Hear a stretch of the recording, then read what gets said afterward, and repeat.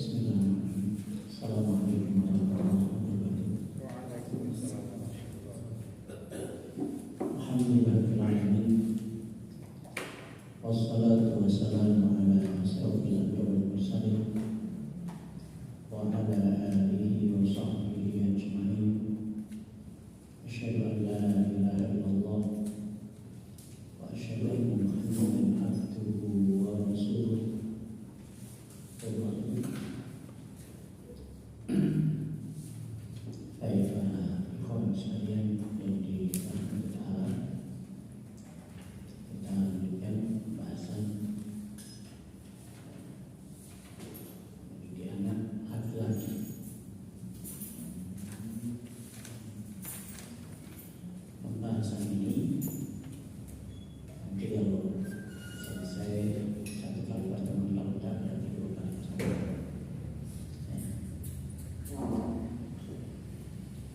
Pada prinsipnya sebenarnya dalam mendidik anak ini sama, ya, laki dan perempuan.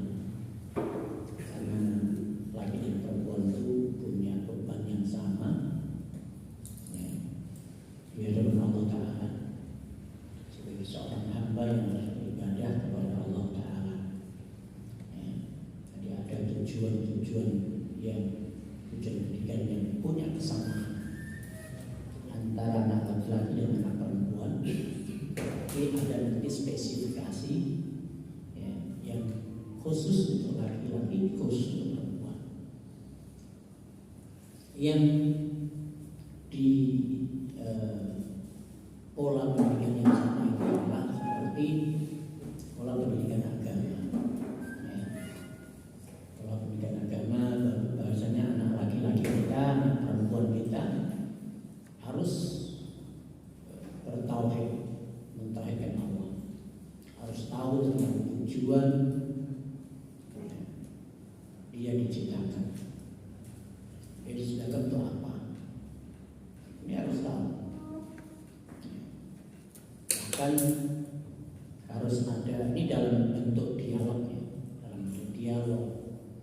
Ya, ketika sedang nyampe tanya kepada anak kita, laki atau perempuan, nah pisau itu dibuat untuk apa? Untuk motong lah, motong, untuk kupas buah. Kalau kursi dibuat untuk diduduki, untuk tempat duduk. Ya, kalau mic untuk ceramah atau untuk namanya anak-anak dia untuk ceramah, untuk pidato, untuk tausiah. Lah, kalau kamu diciptakan untuk apa? Ini setelah kita memberikan kepada anak fungsi di setiap benda. Tanyakan kepada anak, kamu diciptakan untuk apa? Bingung kan? Mungkin untuk apa ya? Disinilah kita, ketika anak itu belum pernah mendapatkan pertanyaan seperti ini dan kita memberikan jawabannya dan masuk akal, ini akan selalu menjadi membekas dalam pikirannya. Nah, kamu itu diciptakan untuk mentaati Allah, untuk mentaati, menjalankan perintahnya, menjauhi larangannya. Itulah ibadah. Karena nggak ada yang menciptakan kamu kecuali Allah. Nggak ada yang memberikan rezeki kepadamu kecuali Allah. Nggak ada yang mengatur hidupmu kecuali Allah. Ini kita harus bisa memberikan jawaban-jawaban yang makul, ya, tentang secara akal. Karena kadang-kadang anak-anak kita itu nggak butuh dengan dalil. Masih belum butuh dengan dalil, kecuali anak-anak remaja yang sudah mulai butuh alasan yang ilmiah. Tapi untuk anak-anak kita yang masih SD ke bawah, itu masih belum butuh dengan dalil. Tapi apa yang disampaikan dengan secara akal dia masuk dalam logikanya, dalam nalarnya, itu akan menjadi sebuah keyakinannya pada anak kita. Jadi kita harus bisa memberikan pembelajaran pada anak. Kenapa saya harus menyembahnya kepada Allah? Kenapa yang lain gak berhak disembah? Ini para ayah dan para ibu itu harus bisa memberikan alasan yang sesuai dengan nalarnya. Apa buktinya bahwasanya Allah itu ada? Kan anak itu berpikir, sebenarnya dia berpikir ada. Masa ada sih, tapi kok nggak bisa dilihat, nggak bisa disentuh. Katanya ada, tapi kok nggak bisa dilihat, nggak bisa disentuh. Kita harus bisa memberikan contoh-contoh. Kamu bisa nggak menyentuh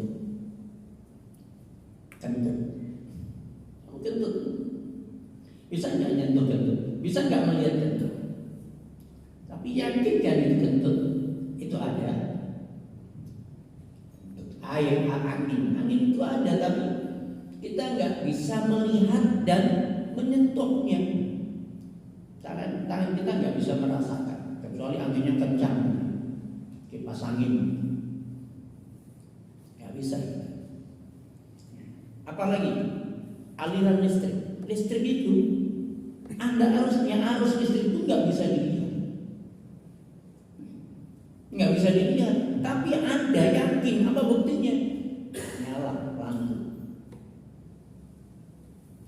kompor jadi panas, setrika panas. Itu bukti. Jadi kita yang harus selalu bicara kepada anak bahasanya Allah itu ada, ya, walaupun kita nggak bisa melihat, nggak bisa menyentuh. Ya. Sebagaimana kita yakin arus listrik itu ada, walaupun kita nggak bisa melihat, nggak bisa menyentuh.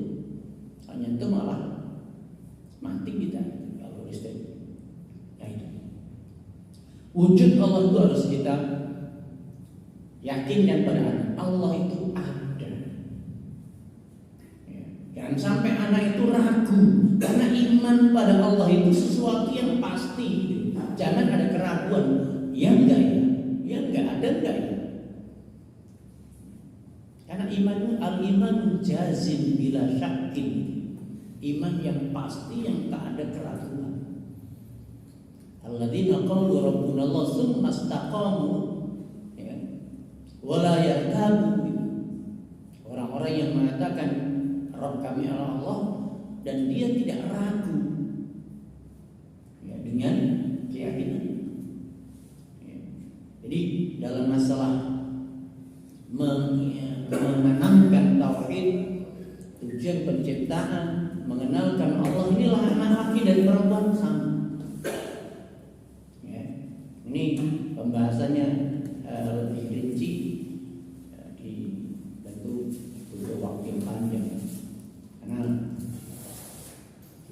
kalau kami membahas di anak-anak santri itu satu semester sendiri, saya mau yakinkan Allah itu ada, Allah itu yang menciptakan, Allah itu yang beri rezeki, Allah yang mengatur. Dan kenapa hanya Allah yang berhak disembah? Itu sudah gak ada keraguan lagi, hanya Allah yang berhak disembah. Karena nggak ada yang mampu menciptakan, memberi rezeki, mengatur kecuali Allah. Yang lain nggak mampu. Jadi ini tentang mentauhidkan Allah, tujuan hidup. Anak laki, anak perempuan harus tahu tujuan hidupnya. Ya. Hidupnya bukan untuk makan, hidupnya bukan hanya untuk foya-foya. Selalu kita kalau melihat ada anak-anak yang liar di jalanan, anak-anak pang, geng-geng motor, kita sampaikan pada ini, anak-anak yang nggak ngerti tujuan hidup, anak-anak yang nggak, kan kupas sedikit, mereka nggak ngerti tujuan hidup, sehingga hidupnya hanya sama menghabiskan waktunya hanya untuk hura-hura, main motor kesana kemari, main game dan seterusnya, hanya terus seperti itu. Habis waktunya karena nggak tahu tujuan hidup. Kemudian ada setelah tahu tentang tauhid tadi, nampakkan munculkan kesadaran ibadah. Bagaimana kita membangun kesadaran ibadah, ini penting juga. Laki dan perempuan sama. Tidak ada artinya anak kita itu hafal sekian puluh juz tapi nggak sadar itu. Sholat 5 waktu aja masih susah. Apa artinya? Sholat 5 waktu aja susah. Hafalan udah banyak. Itu apa artinya? Kita sebenarnya ini yang lebih penting daripada sekedar mengejar hafalan. Hafalannya sekian banyak tapi sholatnya masih susah, bolong-bolong. Padahal kita tahu hukum tarkus sholat itu ya. Meninggalkan sholat itu terancam kafir ya. Kita paham ini semuanya, guru paham. Kenapa ini dulu, nggak ini dulu yang dibangun? Kenapa yang dikejar itu hafalannya terus? Itu yang susah. Ya. Karena yang kalau hafal itu langsung bisa ditampilkan, langsung bisa dipamerkan, langsung bisa dijual kalau bahasa marketingnya sekolah itu. Bisa dijual, anakku dia sudah sekian juz, sudah kalau sekian juz saja. Tapi membangun kesadaran untuk sholatnya justru lebih penting daripada itu. Ya. Mencintai Al-Quran sebagai kalamullah yang harus dia baca tiap hari, hidupnya bersama Al-Quran itu jauh lebih penting daripada berapa hafalan. Nah, menyadarkan itu ya mas. Ya. Jadi ibadah itu tadi dibangun di atas kesadaran. Kita buat satu perumpamaan seperti seorang yang memelihara anjing, anak pernah ceritain? Pernah nggak saya ceritain? Memelihara anak anjing itu, saya dulu pernah tinggal di Sabuga. Tetangga itu beli anak anjing, orang Flores. Anak anjing itu dipelihara dari kecil, kasih susu, kasih daging, terus makin besar. Anak anjing ini tahu bagaimana berterima kasih kepada tuannya. Dia maunya sama tuannya itu ngikut aja. Dia sama tuannya, enggak, kamu di rumah, jaga rumah baik-baik. Dia di rumah, enggak ngejar tuannya. Tuannya pergi dia enggak, suruh di rumah, jaga rumah. Soalnya Lepon Kopi itu dulu masih hutan untuk tempat berburu mereka ini, bawa anjingnya. Dapat pelandu kancil. Ya. Itu nggak dimakan sendiri, dikasihkan sama tuannya. Lah ini cerita seperti ini, anak anjing itu dipelihara tuannya, dia tahu bagaimana cara berterima kasih. Cara terima kasihnya bagaimana? Patuh sama tuannya. Patuh. Apa kata tuannya? Dipatuhi. Yang dilarang tuannya dia nggak lakukan. Itu anak anjing. Anak bapak ini anak anjing itu. Ini harus kita. Nah, kira-kira kamu itu mestinya akhlaknya harus lebih baik daripada seekor anak anjing tadi. Anak anjing tahu bagaimana berterima kasih kepada tuannya. Nah, mestinya anak manusia itu harus bisa lebih pintar daripada seekor anjing, anak anjing. Kita sampaikan, ya, Allah itu sudah baik sama kita, sama kamu. Menyediakan udara yang kita setiap detik kita hidup. Kita nggak bisa lepas hidup daripada udara. Kira-kira nggak kalau Allah angkat udara ini, ya, bisa bertahan berapa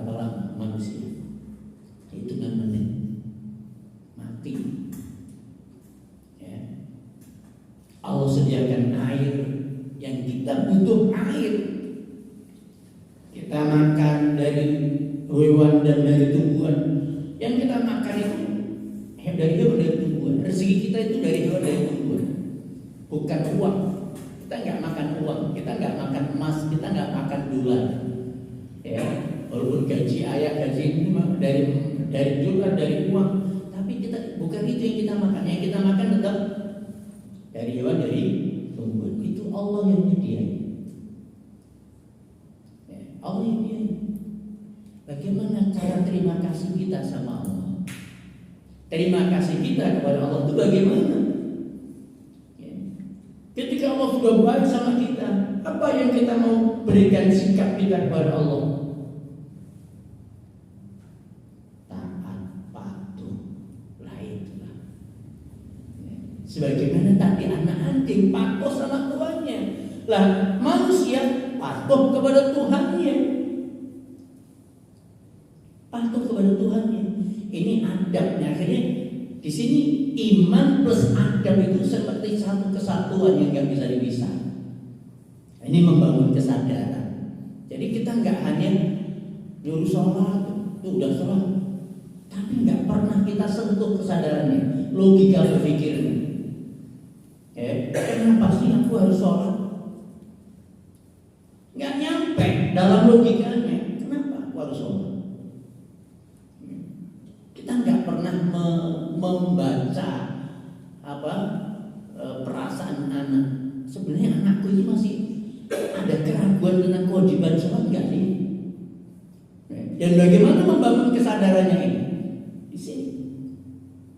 Coba pakai logika anak anjing ini. Nanti sama ibu, omimu itu sudah merawat. Nyuapin kamu sampai kamu gede seperti ini. Bagaimana cara berbakti, membalas budi kepada umimu? Dengan patuh sama umi. Itulah namanya tahu balas budi. Itulah adab. Kalau seorang anak sama uminya nggak patuh, nggak menghormati, di mana adabnya? Ini membangun kesadaran. Jadi kita nggak hanya mengancam, menyuruh, memerintah, membentak, menghukum aja, tapi membangun kesadaran jadi penting. Sentuhlah kesadaran dengan logika, permisalan yang mudah untuk dipahami sama. Sehingga anak itu ketika disuruh sholat memang agak terpaksa, tapi mau akhirnya terus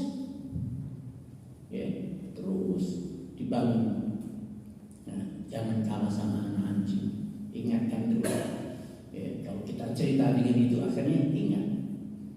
Dia mungkin nanti akan membantu kita ketika menyadarkan adiknya. Jangan kalah sama anak anjing. Abangnya sudah baik. Dia akan, kalau kita berhasil satu dari abangnya, kakaknya, dia akan ikut bantu kita. Ini membangun kesadaran ibadah ini jauh lebih penting, daripada tadi mengejar berapa hafalannya, berapa kemampuan calistunnya. Ini hal-hal yang seperti ini sangat fondamen, tapi diabaikan. Karena yang dikejar itu selalu berapa hafalan, berapa. Kalau saya sekolah di situ targetnya berapa sih? Hanya begitu. Anak saya sekolah sana berapa sih hafalannya? Targetnya berapa sih? Nggak ada. Tahfiznya cuma gitu-gitu aja. Sementara sisi yang lebih penting dari tidak tersentuh. Jadi kemudian di samping itu juga perlu ada tarhib, keutamaan sholat, keutamaan ruku, sujud. Saya pernah ada satu anak itu kalau sholat itu cepat, bacanya bagus, dia paling banyak hafalannya dan dia jadi imam, kami jadikan gilir untuk imam. Tapi kalau sholat sendiri, rukuknya, sujudnya cepat. Saya berpikir bagaimana caranya. Terus saya cari fadilah rukuk sujud. Apa keutamanya rukuk dan sujud? Dapatlah satu hadis ketika seseorang itu sholat, itu dosa itu dipikulkan di pundaknya kanan kiri dan atau di kepala. Ketika dia rukuk maka berguguran, jatuhlah dosa-dosa. Ketika dia sujud makin sempurna, makin hilanglah, tidak ada nempel lagi di pundak dan di kepala. Semakin sering sujud dan rukuk semakin lama, semakin bersihlah dosanya. Itu masuk karena ini. Masuk. Setelah itu dia berubah. Sujudnya, rukuknya makin tenang, makin tumanina, makin panjang rukuknya, sujudnya. Maknanya membangun kesadaran itu jauh lebih penting. Daripada kita hanya membentak, sujud yang benar, sujud kayak gitu, rukuk kayak gitu. Ini kita hanya bisa sering, kadang-kadang kita hanya bisa bentak, ya, tanpa ini bukan membangun kesadaran. Lagi-lagi membangun kesadaran itu butuh ketenangan dan carilah mungkin ada satu yang lain, yaitu di samping kalau membangun kesadaran itu lebih pada keutamaan tadi ya, keutamaan sholat. Kemudian ada ancaman bagi yang meninggalkan sholat, ancaman bagi orang yang sholatnya rusak, sholatnya jelek.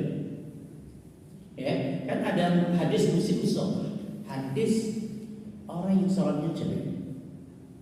Ketika Rasulullah dan sahabat sedang duduk, ada seorang sahabat sholat cepat, rukuk sujud cepat. Setelah itu assalamualaikum. Dia datang ke Rasulullah, assalamualaikum, waalaikumsalam. Rasulullah salat, kamu belum salat. Dia sholat lagi. Dia rukuk sujud cepat, datang lagi, assalamualaikum ya Rasulullah, waalaikumsalam. Salat, kamu belum salat. Dia salat lagi. Sampai yang ketiga dia datang, assalamualaikum, kamu belum salat. Ya Rasul, saya nggak tahu bagaimana cara sholat yang baik. Ternyata nggak ngerti. Baru Rasulullah mengajari cara sholat yang baik.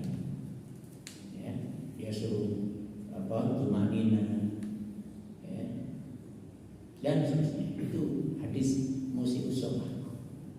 Ya, ini cara-cara bagaimana Rasulullah membangun kesadaran itu. Jadi orang sholat jentak-jentik tadi nggak dibentak, sholat kayak gitu. Tadi udah dibilang belum sholat. Rasul nggak seperti itu kan. Coba kalau kita lihat anak kita, sholat betul, jentak-jentik, sholat yang betul. Kita hanya bisa bentak, tapi kita nggak ngerti bagaimana Rasulullah SAW tentang bagaimana meluruskan orang yang sholatnya jentak-jentik tadi. Nah ini ternyata penting kita pahami, ini bentakan, ancaman itu nggak membangun kesadaran, nggak menyentuh kesadarannya. Tapi yang menyentuh kesadaran adalah dengan bicaralah keutamaannya, bicaralah ancamannya, bicara tentang alasan yang logis yang masuk dalam pikirannya. Ini membangun kesadaran ibadah. Ya. Karena banyak anak-anak yang sholat itu nggak mau. Ini masalah pertama sholat udah, masya Allah udah SMP, IT juga, SMP pondok juga, pondok waktu liburan. Ya, ini kalau sholat sampai uminya suruh sholatnya harus di ruang tamu, biar umi dia nggak mau dia sholat itu, sholatnya di kamar kunci,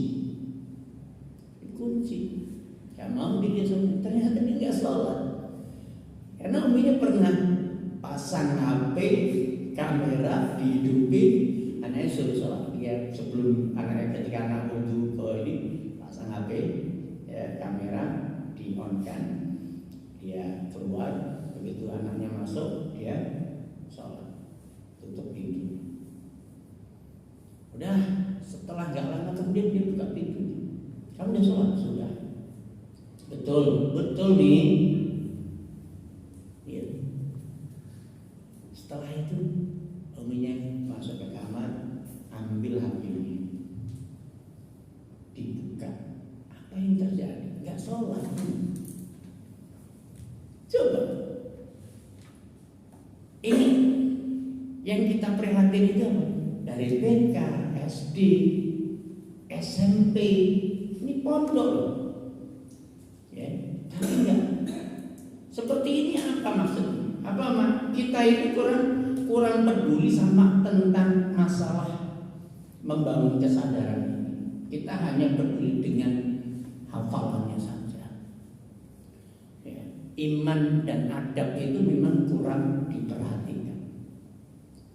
Jadi ini anak merasa kan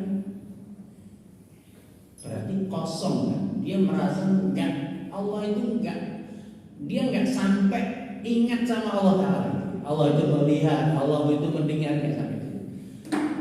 Umi enggak lihat. Ya. Bahkan dia kalau salam itu salam, dia yang dikencangkan salamnya, Assalamualaikum dah. Ini hal-hal seperti ini kita perlu waspadai dan perlu kita juga berpikir kenapa seperti ini. Jadi membangun kesadaran itu jauh lebih penting. Bangunlah kesadaran untuk ibadah itu. Jangan kita hanya kejar hafalannya, ya, kejar apa angka akademiknya, ya, tapi ini lupa.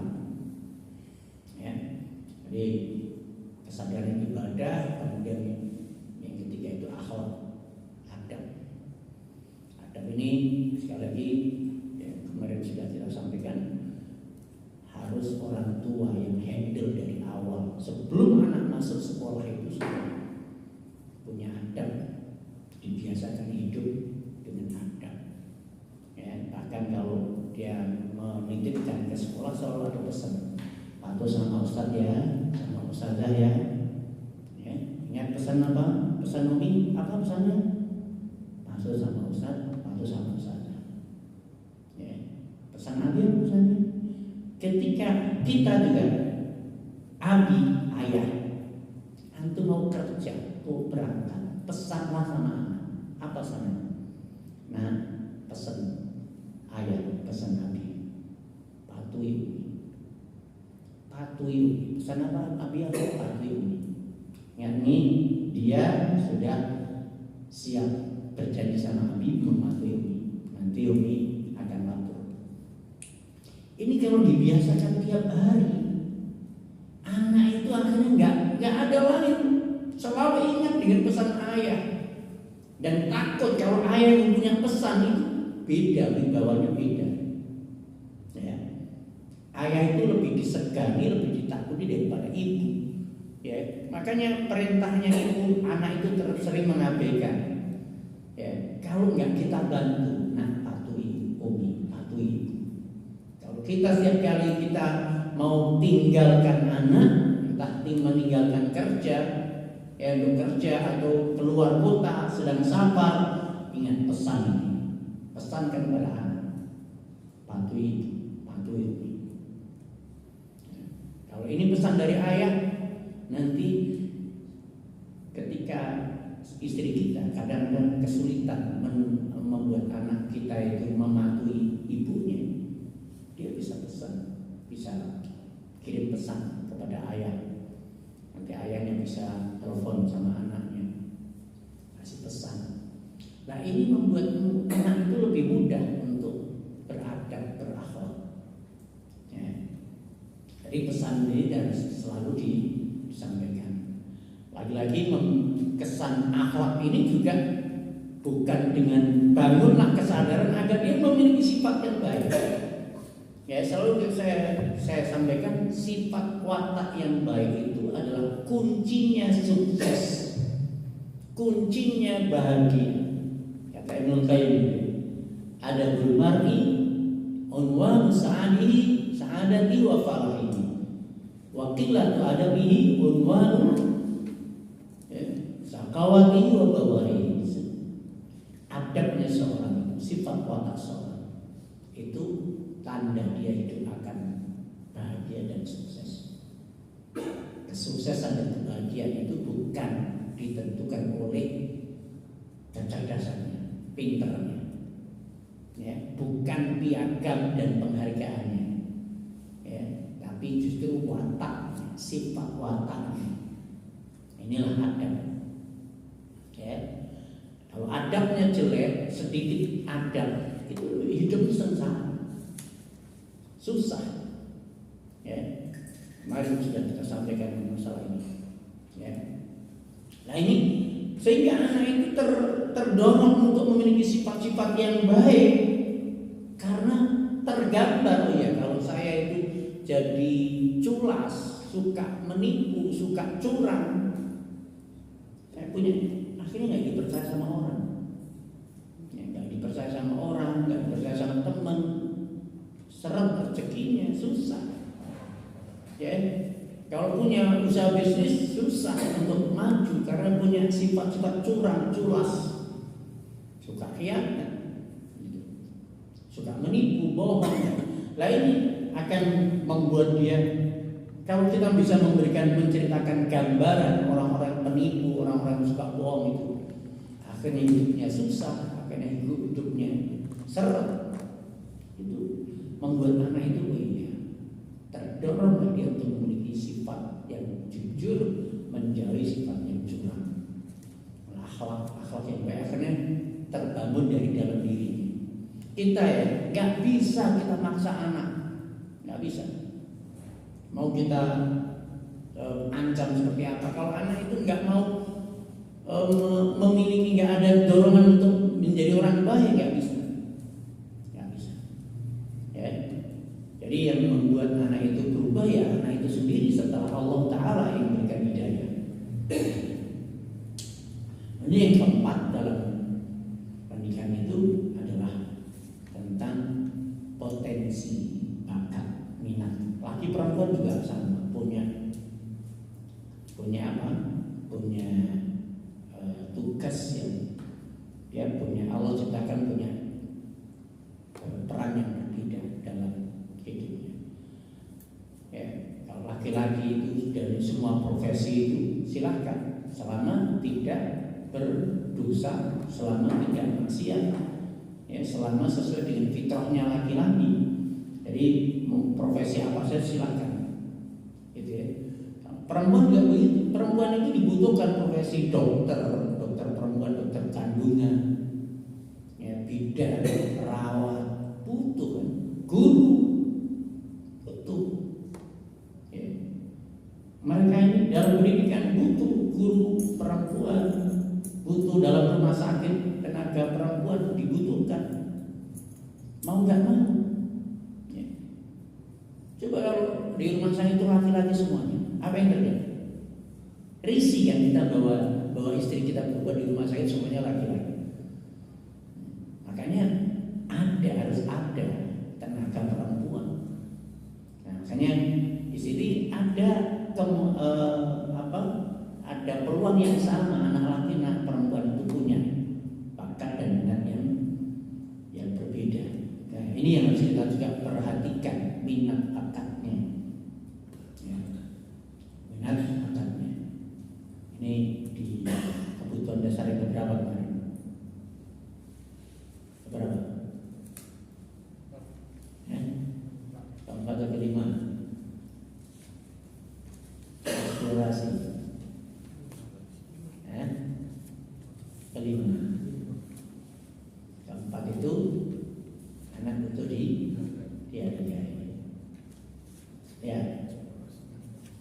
Jadi tadi ya ada 4 perkara tadi sama, laki perempuan. Apa tadi yang pertama? Tujuan sudah diciptakan, yaitu untuk tauhid, yang kedua kesadaran beribadah, kemudian akhlak, kemudian potensi bakat minat. Bakat minat anak itu 4 hal ini sama untuk anak laki perempuan. Lah kemudian baru yang setelah itu kita menuju ke spesifikasi laki-laki itu nantinya seperti apa. Nah, laki-laki itu nanti minimalnya jadi pemimpin keluarga, jadi leader, pemimpin. Walaupun paling kecilnya adalah pemimpin dalam keluarga, itu minimal. Ya, jadi kita harus siapkan anak kita ini jadi seorang leader, ya. Dan karakter seorang leader itu seperti apa? Kita harus mapping, cobalah di mapping karakter seorang leader itu seperti apa. Ya. Mungkin yang leader itu penakut. Wah, nggak bisa pemimpin kok penakut. Pemimpin itu harus pemberani, ya. Dia kuat, teguh pendirian, ya. Punya semangat juang. Gak ada semangat juang untuk meraih apa yang diimpikan, nggak bisa. Ya. Kemudian dia bertanggung jawab, dia mandiri. Ya. Itu karakter pemimpin. Ya. Nah, usahakan anak kita itu memiliki karakter seperti itu. Nah, kalau dia harus seorang pemberani, berarti jangan ditakut-takuti. Anak laki-laki yang ditakut-takuti, masih kecil, was ada kecoa, was ditakuti dengan lah ini, hati-hati. Makanya anak laki-laki kalau diasuh oleh seorang ibu yang penakut, pengeluh, ini saya ulangi, kalau ibunya itu, ibu yang mengasuhnya itu penakut, pengeluh, suka ngeluh, anak kita nggak akan jauh dari itu. Dia nanti jadi penakut dan suka ngeluh, susah untuk jadi pemberani. Jadi bagaimana seperti ini? Kalau kita misalkan antum punya, wah ini istri saya ini antum harus ambil alih, ya, memberikan harus selalu menetralkan keluhan istri, ketakutan buang. Antum harus bisa, ketika bisa menetralkan, membuang, mengikis sedikit demi sedikit rasa takut dan ngeluhnya istri, ini akan sangat membantu kita untuk mendidik anak laki-laki kita jadi anak yang pemberani. Ya. Coba cari pemimpin atau ulama besar, pemimpin besar, pengusaha besar. Ada nggak laki-laki perempuannya itu ibunya atau ini dia penakut atau pengeluh? Nggak ada. Makanya ada sebuah ungkapan dalam kata bahasa Arab itu miwara'i rajulin 'azim imra'ah.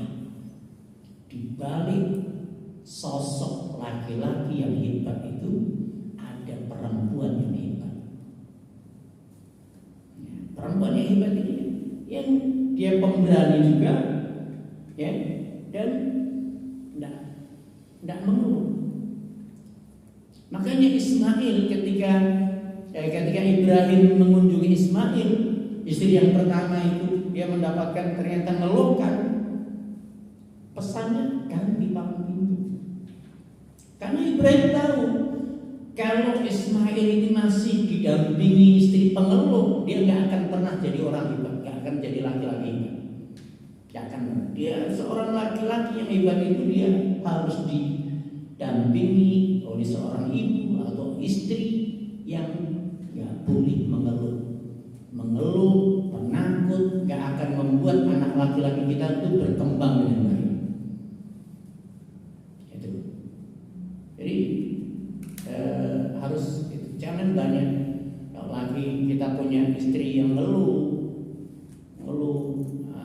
waktunya suami, aduh jam sekian baru pulang, semuanya dikeluhkan tentang pekerjaan rumah, tentang anaknya minta suaminya membantu ngasuh anaknya, suruh mandiin anak, suruh, masya Allah, nggak sempat mengembangkan dirinya.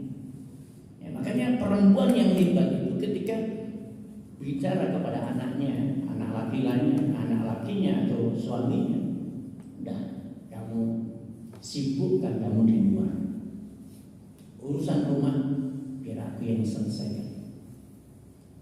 Urusan rumah termasuk ngurus anak, termasuk ngurus rumah, merapikan, masak dan semuanya. Ini settle dengan sendirinya. Dia nggak butuh bantuan suami, nggak merengek-rengek ngeluhkan suami. Yang seperti ini akan jadi. Nah, kembali ke tadi. Jadi anak laki-laki kita itu harus dia punya sifat pemberani. Pemberani ini kalau masih kecil tadi jangan banyak dibentak, jangan banyak dilarang. Berikan alternatif, berikan solusi, carikan gantinya, begitu. Anak laki-laki sering dibentak, sering diancam, dihukum. Jadi penakut. Gitu. Pemberani. Apalagi tadi yang kedua, laki-laki kompetensi seorang pemimpin leader. Pemberani apa? Kuat, teguh pendirinya. Dia punya keteguhan pendiri. Nggak mudah berubah. Makanya anak laki-laki itu ngeyel, ya kan? Kenapa ngeyel? Itu sebenarnya ngeyelnya anak laki-laki salah satu ini calon pemimpin. Beda dengan anak perempuan. Sebentar dikasih tahu dia diem. Ya, anak perempuan, laki-laki nggak ngeyel. Ngeyel itu maksudnya apa? Nggak mudah dia dipengaruhi kalau tidak dengan logika atau alasan yang kuat. Kalau ada alasan yang kuat baru dia terima. Itu namanya teguh pendirian. Kalau anak laki-laki kita gampang berubah, dirayu gampang. Dan ini ya teguh pendirian. Jadi kalau ada plus minus ya, anak laki-laki, kalau kita punya anak laki-laki dia suka ngeyel, itu sebenarnya susah kali dipahamkan. Karena kita yang kurang bisa memberikan pemahaman, kurang meyakinkan kepada anak, sehingga dia nggak mudah berubah bentuknya.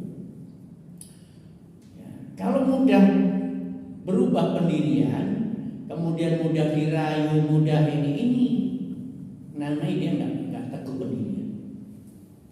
Dia mudah dirayu, mudah berubah. Apalagi kalau sudah yang ngerayu perempuan berubah, ya udah. Ini ya. Kemudian yang ketiga apa? Apa tadi? Punya semangat juang untuk meraih mimpi, cita-cita. Kalau dia sudah punya tekad, itu punya ini sasarannya, dia harus dapat. Dia nggak akan berubah kalau nggak. Nah ini tahun-tahun pemimpin yang dia mandiri, bertanggung jawab. Ajari anak kita itu bertanggung jawab. Bertanggung jawab itu dia berani. Kalau salah ngaku salah, kemudian minta maaf. Sanggup untuk bertanggung jawab, mempertanggungjawabkan kesalahannya, bukan pengecut. Bertanggung jawab. Laki-laki bertanggung jawab. Ajari anak kita. Nah, salah tak apa-apa. Itu bagian dari hidup. Kamu belajar. Kamu salah, aku salah. Ya, itu hal biasa. Kamu salah, ya, aku salah, dan minta maaf. Kemudian kalau ada kerusakan barang kamu ganti. Itu namanya laki-laki yang bertanggung jawab. Jangan jadi pengecut. Hadapi, ada masalah, jangan lari dari kenyataan, jangan lari dari masalah. Itu ajari anak kita itu punya keberanian untuk menghadapi. Jadi bertanggung jawab dengan segala risiko dari apa yang dia terangkan. Lah, ada tadi kuat. Sempurnanya laki-laki itu kalau dia punya 5 kekuatan. Laki-laki itu akan sempurna kalau dia punya 5 kekuatan. 1, kuat iman. Kuat iman. Berarti dari awal, dari sejak dini kita selalu harus ma'rifatullah ini harus selalu disampaikan. Rububiyah. Kuat iman. Yang kedua adalah kuat ilmunya. Ilmunya kuat, makanya dia punya wawasan yang luas, suka belajar, suka membaca, suka sharing, suka diskusi. Untuk wawasannya luas, bukan hanya cetek dan dangkal hanya beberapa bidang yang dia ingin. Tapi banyak hal yang dia bisa bicara dengan seseorang yang ahli hukum, dia bisa nyambung. Politik dia bisa nyambung, ekonomi dia bisa nyambung, pendidikan dia bisa nyambung, bisa mengimbangi. Lah ini namanya dia punya wawasan yang luas. Termasuk ilmu sini tentu ilmu agama yang minimalnya dasar ilmu agama kayak rukun iman, rukun Islam dia kuasai. Dua apa tadi? Kekuatan ilmu. Yang ketiga adalah kekuatan mental dan ini karakter.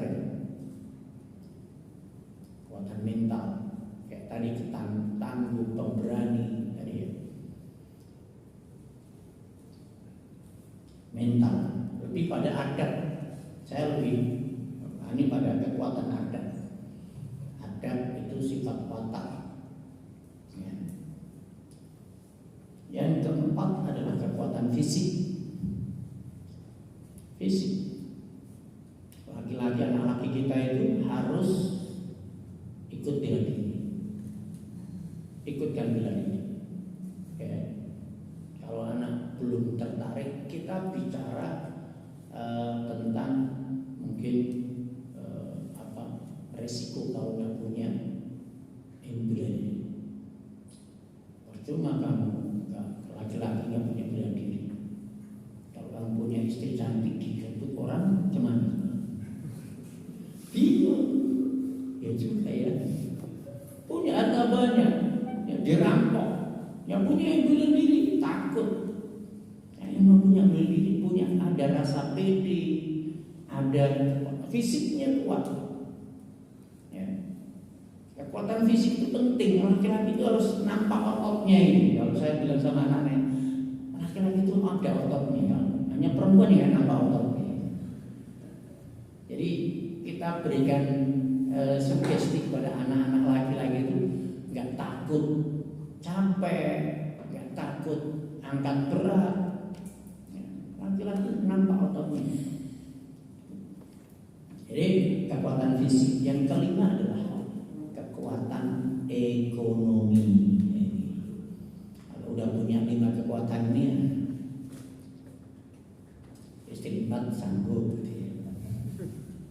Ya saja sih.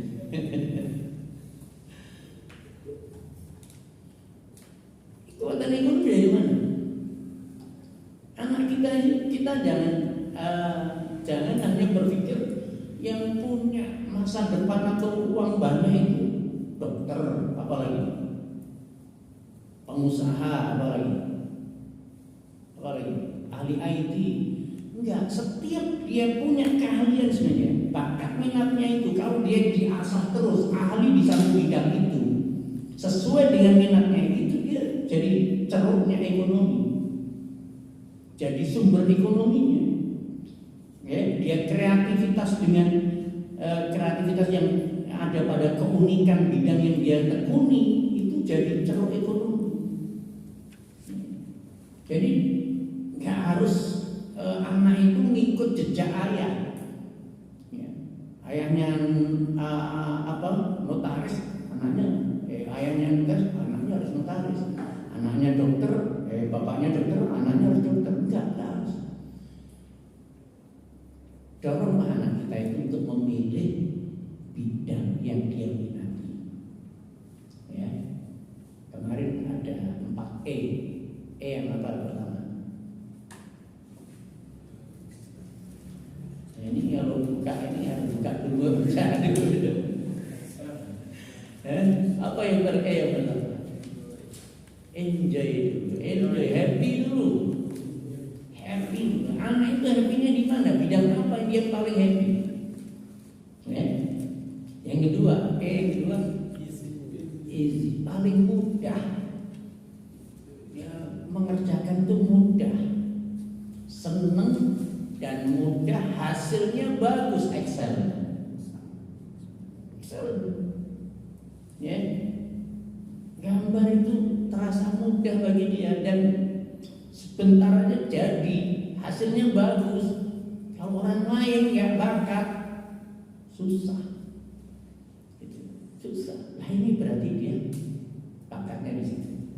Dia mudah mengerjakan, hasilnya bagus, dia enjoy juga, menikmati.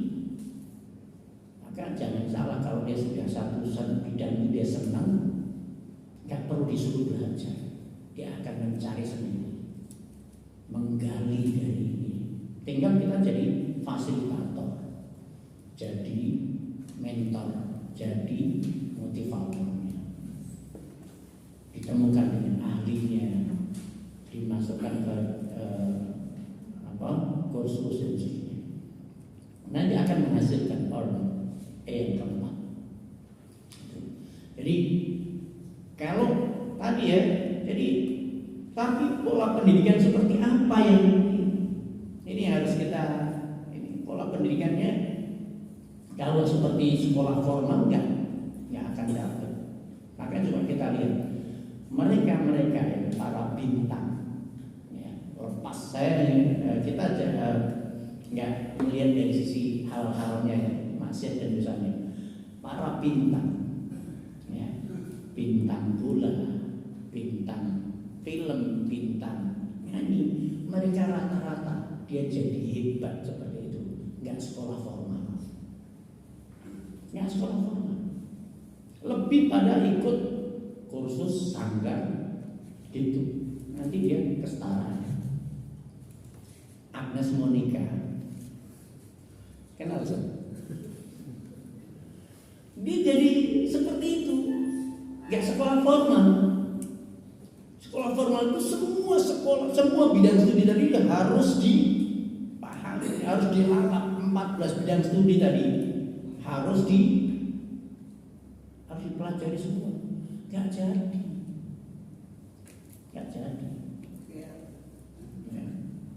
Justru yang mereka yang para bintang tadi itu dari yang nggak sekolah, ya, menghindari mata pelajaran mapel bidang studi yang terlalu banyak yang dia nggak butuh. Dia hanya belajar yang dia butuhkan saja. Sayangnya tanpa agama. Coba agama jadi panduannya. Jadi ini haram, nggak boleh. Ya, bidang apa yang alternatif? Pertama, kedua, ketiga itu pasti ada alternatifnya. Ya. Nah ini sayangnya tanpa agama ditinggalkan. Yang terjadi adalah yang mereka jadi sukses, tapi sukses di bidang dunia saja. Agama nggak tahu sama sekali. Alimun bid dunya, jahilun fil akhirah. Alim tentang dunia, tapi jahil tentang agama akhirat.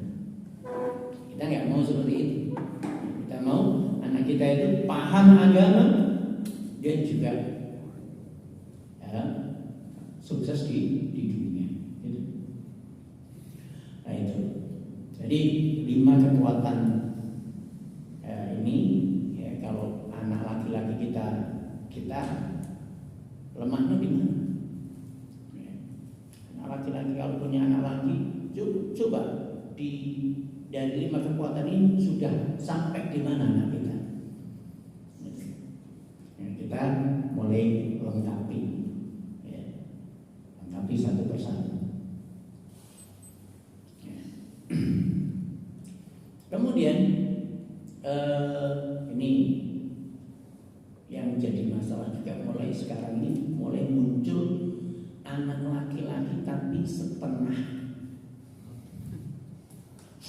laki, bukan 100% laki-laki, bukan laki-laki sejati, laki-laki tapi melambai. Ini harus kita waspadai, karena ini mungkin kita nggak pernah menyangka punya anak seperti itu, tapi karena lingkungan, ya mungkin juga temennya waktu di sekolah atau di pondok ini terpengaruh, ya pengaruh. Jadi apa yang harus kita waspadai, bagaimana anak-anak kita itu karakternya itu 100% laki-laki, nggak melambai, nggak mendayu, nggak, masya Allah, kok anak laki-laki kok kayak itu. Jadi kita harus prihatin kalau seperti itu, segera ambil tindakan-tindakan yang harus ini. Dari awal, dari kecil berikan mainannya anak laki-laki ini, ya, bola, apalagi tinju, karate, pokoknya permainannya laki-laki, bela diri, siapin, ya, olahraga untuk angkat barbel, siapin untuk anak laki-laki kita. Apalagi yang membuat anak laki-laki kita itu nampak betul-betul laki-laki, jangan sampai kebalikannya atau setengah dari laki-laki setengah perempuan. Itu dorong anak kita, kemudian di samping mainan tadi, kemudian suruh berteman dengan anak laki-laki, jangan berteman dengan perempuan. Ada masalahnya dia anak satu-satunya laki-laki, semua perempuan, ya, kakaknya, adiknya perempuan semua, dia satu-satunya laki-laki. Ini hati-hati, ini bisa melambai anak kita, betul, ya. Kalau kita nggak waspada, anak kita ini akan ikut gaya perempuan, main sama kakaknya, sama adik, ya, sama kakaknya yang perempuan semua. Cara ngomongnya ikut kakaknya. Nah ini waspada. Ini tanpa disadari nanti anak kita itu melambai, nggak 100% laki-laki. Makanya ajari anak laki-laki itu bahasanya bukan bahasa perempuan, beda. Nah, perempuan sama anak laki-laki itu bahasanya beda. Ya. Ajari, cobalah kalau guru matematika, guru TK perempuan itu kan bahasanya ke anak itu kan mendayu-dayu, ya. Mana rapimu? Ada nggak ayat seperti itu? Nggak ada. Ini mana rapimu itu anak, ini ustazah, nggak ada ustaz seperti itu. Dan memang seperti itu anak-anak guru perempuan harus seperti itu perempuan banget gitu ya, perempuan 100% seperti itu. Tapi anak laki-laki kita nggak boleh seperti itu. Ayah harus menunjukkan bahasa yang tegas, ya. Bahasanya ayah sama bahasa ibu harus beda, ya. Jadi ibu harus selalu mendorong tiru gaya bahasa ayah, jangan tiru gaya bahasa kakak kepada anak laki ini. mirip kayak cara bicara ayah, ya, jalannya ikut kayak jalannya ayah yang gagah, jangan ikut gaya apa jalannya kakaknya ini. Nah ini harus selalu ada pesan, ya. Jadi ayahnya harus menunjukkan kegagahan, gagah, tegas suaranya, intonasinya. Anak ayahku itu laki-laki 100%, laki-laki sejati. Nah itu jadi figur bagi seorang anak laki-laki itu mudah untuk meniru, ya. Jadi bermainnya, ya itu coba diarahkan yang sejenis, ya, dengan laki-laki juga, ya. Kemudian dukunglah untuk melakukan kegiatan-kegiatan yang menumbuhkan kepemimpinan. Kepemimpinan itu kayak misalkan kayak kalau di Indonesia itu pramuka, camping, naik gunung, ya. Itu Masya Allah. Tapi lagi-lagi kalau emaknya itu penakut, nggak usah mau ikut bela diri, anak dia udah patah tangannya aja, udahlah nggak usah bela diri lagi. Itu emak. Enggak, kalau anak laki-laki itu yang didik emaknya nggak jadi laki-laki. Maka laki-laki itu harus ketika sudah mulai remaja, peran ayah harus lebih dominan. Ibu harus paham, harus menyadari ini anak laki-laki, ayah, kamu harus lebih banyak dekat sama anak laki. Ajari bagaimana dia jadi laki-laki.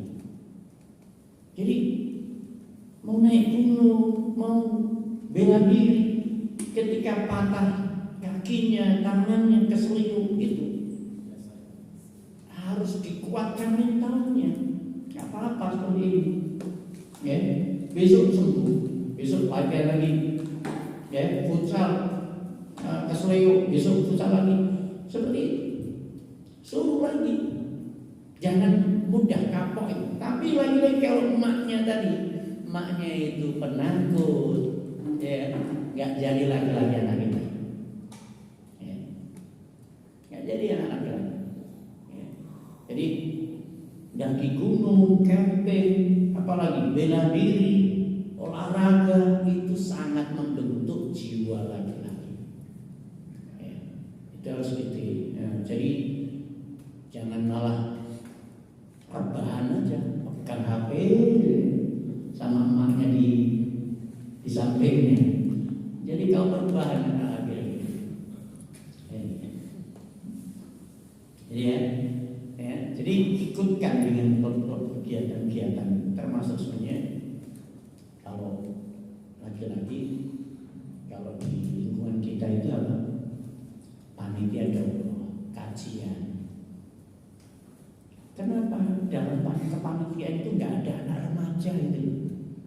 Kenapa anak-anak tua semua itu? Lu lagi. Ya. Anak remaja kita mana? Udah gede juga. Kenapa ini? Biar dia, dia sekretaris 1 anak tua, sekretaris 2 anak muda. Biar nanti dia belajar, ada regenerasi. Ya. Bagian parkir ada orang tua, ada anak muda, ya. Semua dikasih kalung panitia, itu udah senang banget mereka, ya. Sayangnya itu nggak pernah terlibat anak-anak remaja kita itu. Kepanitiaan Ramadan, anak tuanya semangatnya mencari pahala jariah tadi, tapi anak muda nggak pernah dilibatkan. Itu yang salah. Coba anak-anak muda itu dilibatkan dalam kepanitiaan, dalam gotong royong, ya, sehingga mereka merasa sudah bisa memberikan manfaat, bisa dianggap sudah gede, sudah tua, sudah dewasa, itu perasaan itu sangat penting buat mereka. Ya, aku sudah terlibat dalam kepanitiaan, aku sudah jadi orang penting, aku sudah diajak musyawarah di kalangan orang-orang tua, itu sudah plus sendiri, perasaan itu sudah luar biasa. Ya. Jadi mereka akhirnya nggak sibuk buat acara sendiri yang negatif, yang kita bingung kan. Ketika mereka ngumpul sendiri, buat acara sendiri, kita bingung. Lagi ngerasain apa mereka itu? Bingung kita. Ya. Coba ajak orang tua cukup mungkin lebih pada sebagai kontrol atau mentornya, ya, atau fasilitatornya kepanitiaan orang-orang tua itu, tinggal ngarahkan. Lalu bagian mentraining dan sebagainya. Jadi anak muda yang akhirnya lebih banyak berperan. Ya, ini ketika anak laki-laki kita terlibat dalam kegiatan-kegiatan seperti itu, insya Allah jiwa kepemimpinan akan terasa. Dia tahu bagaimana berorganisasi, ya, punya pengalaman dalam hidup. Kemudian yang tidak kalah ini adalah makankan anak kita. Dimakankan, apalagi liburan ya, musim liburan. Orang tua kadang-kadang bingung, anakku mau liburan ngapain? Kok panjang kali? Anak laki-laki, ya, SMP, SMA, makankan. Dimakankan kemana? Terserah dia mau cenderungnya di apa? Di bengkel. Aja. Ada teman kita punya bengkel, boleh nggak anakku makan di sini? Biar belajar bengkel, nggak usah digaji, nggak usah kasih makan, biar saya kasih makan, uang jajannya biar saya tanggung. Yang penting anakku punya kegiatan positif. Makankan di bengkel, ya, di toko herbal, toko kelontong, ya, nggak apa-apa. Kita jangan lihat ini yang penting dia dalam masa liburan itu habis waktunya untuk satu kegiatan. Dia punya pengalaman, ada pengalaman hidup secara sendiri, ada tambahan skill, ya. Apalagi yang punya peternakan, ya, pertanian modern, hidroponik dan sebagainya, itu satu hal yang penting. Anak-anak itu kan punya sekarang ini anak-anak sekarang suruh terjun di dunia peternakan dan pertanian, itu nggak tertarik. Kecuali mungkin yang modern yang mereka belum dapat. Sementara yang modern yang punya adalah perusahaan-perusahaan besar, sudah tertata. Ya. Itu coba kita buat anak kita makankan dia, itu anak laki-laki. Jangan diiman-iman di rumah, ya. Di rumah anak saya alhamdulillah di rumah ya keluyuran iya, tapi pegang HP terus di kamar, rusak juga, rusak. Ya. Jangan dikira dia nggak keluar rumah, nggak keluyuran itu karena dia pegang HP, ya rusak ya. Makanya ini bagus dia bekerja secara nyata. Ya. Ini tentang makan. Jadi anak banyak sebenarnya dalam hal seperti ini. Saya pikir kalau tempat-tempat usaha atau perusahaan teman ataupun keluarga nggak harus dibebani dengan insentif untuk anak kita yang makan, saya pikir nggak ada masalah. Ya, justru malah ada tambahan tenaga, masalah makan nggak usah mikir, kita yang kasih garansi, ya nggak usah mikir masalah makan, biar saya kasih bekal di rumah, ya, atau dikasih uang jajan di rumah, kita yang kasih uang jajannya, biar tempat makan itu nggak mikir tentang masalah itu. Itu kemudahan agar anak kita diterima, dimakan di satu tempat. Dia dapat tempat yang enak untuk belajar